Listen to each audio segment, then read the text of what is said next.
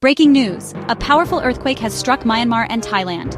On March 28, a 7.7 magnitude earthquake hit near Mandalay, Myanmar, followed by a strong aftershock. The earthquake caused serious damage in many areas, collapsing buildings and bridges, and flooding some areas due to a dam failure.